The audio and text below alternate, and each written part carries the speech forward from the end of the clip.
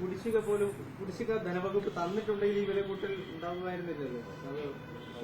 അല്ല, അത് കുടിശ്ശിക തന്നാലും ഇത് പോകാൻ പറ്റുമോ? കാരണം നമ്മൾ കണ്ട ഓണക്കാലത്തെ അനുഭവം ഉണ്ടല്ലോ. ഓണക്കാലത്ത് നമ്മൾ വലിയ തോതിലുള്ള വിമർശനം കേൾക്കേണ്ടി വന്നൊരു ഘട്ടമാണ്. ഓണത്തിന് തൊട്ടു മുന്നേ നിങ്ങൾക്കെല്ലാം അറിയാം. എന്നാൽ ഓണക്കാലത്ത് ഫലപ്രദമായ ഇടപെടൽ നടത്തിയപ്പോഴോ ആ വിൽപ്പനയുടെ ഏകദേശം പകുതിയിലധികം രൂപയും സബ്സിഡി ഇനത്തിലൂടെ സപ്ലൈകോയ്ക്ക് ബാധ്യത വരികയാണ് ഉണ്ടായത്. അപ്പോൾ വിൽപ്പന കൂടുന്തോറും സപ്ലൈകോയ്ക്ക് കൂടുതൽ ബാധ്യത വരുന്ന ഒരു അവസ്ഥയിലുള്ള ഒരു സാഹചര്യമാണ് ഇതിന്റെ വിലയിൽ വന്നുപെട്ടത്. അത് ആദ്യത്തെ 5 വർഷം ഗവൺമെന്റ് അങ്ങനെ എടുത്തതെന്താ? കേരളത്തിലെ മാർക്കറ്റിൽ ഫലപ്രദമായ ഒരു ഇന്റർവെൻഷന് വേണ്ടിയാണ് ഗവൺമെന്റും LDF ഇടപെട്ടത്. എന്നാൽ അത് തുടർന്നു പോയാൽ നമുക്ക് കേരളത്തിൽ മാത്രമല്ല ഇന്ത്യയിലോ ലോകത്തെവിടെയെങ്കിലും 10 വർഷത്തിന് മുമ്പുള്ള വിലയിൽ ഏതെങ്കിലും ഒരു ഉൽപ്പന്നം നമുക്കിന്ന് വാങ്ങാൻ കഴിയുമോ? അപ്പൊ അത്ര ഗുരുതരമായ ഒരു സാഹചര്യത്തിൽ ഒരു സഹായം എന്ന നിലയ്ക്ക് അല്ല, ഇതുകൊണ്ട് പൂർണ്ണമായിട്ട് സപ്ലൈകോയുടെ കടബാധ്യത തീരുമെന്നൊന്നും ഞങ്ങൾക്ക് ആ ധാരണയൊന്നുമില്ല.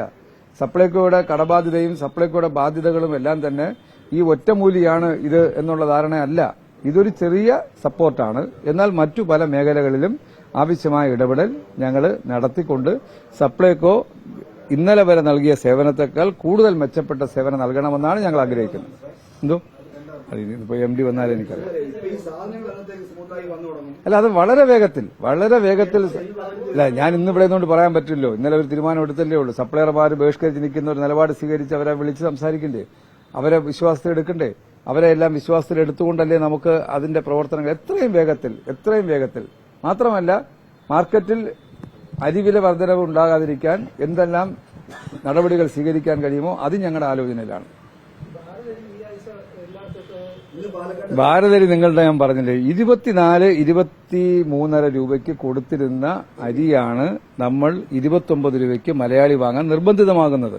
സപ്ലൈകോ FCIയിൽ നിന്ന് കൃത്യമായും ആ ടെൻഡർ നടപടിയിൽ പങ്കെടുത്ത് ഈ കഴിഞ്ഞ നാൾ വരെയും അരി വിതരണം ചെയ്തുകൊണ്ടിരുന്നതാണ് ഈ റേറ്റിൽ. അതേ FCIയിൽ നിന്നാണ് ഭാരതരി മാർക്കറ്റിലേക്ക് വരുന്നത്.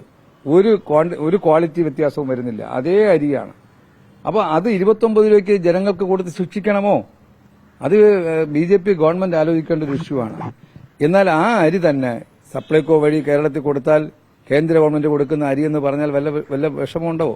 അത് ജനങ്ങൾക്ക് കുറച്ചുകൂടെ ആശ്വാസമല്ലേ? അപ്പൊ ഭാരതരി യഥാർത്ഥത്തിൽ കേരളത്തിന് പ്രയോജനകരമാവുന്ന ഒരവസ്ഥയല്ല.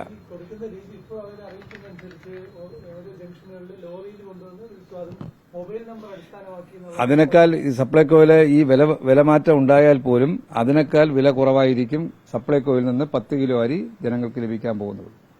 ഈ വിലമാറ്റം ഉണ്ടായാൽ പോലും ആ ഭാരത് അരിയേക്കാൾ 1 പൈസയെങ്കിലും വില കുറഞ്ഞായിരിക്കും സപ്ലൈകോയിൽ നിന്ന് അരി വാങ്ങാനുള്ള സാഹചര്യം വരാൻ പോകുന്നത്.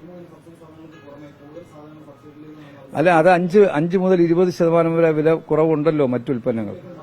സബ്സിഡിയിലില്ല. അങ്ങനെ ഇപ്പം ആലോചിക്കുന്നില്ല. ഇപ്പം അങ്ങനെ ആലോചിക്കാൻ പറ്റുന്ന ഒരു അന്തരീക്ഷമല്ല. അതുകൊണ്ടാവും.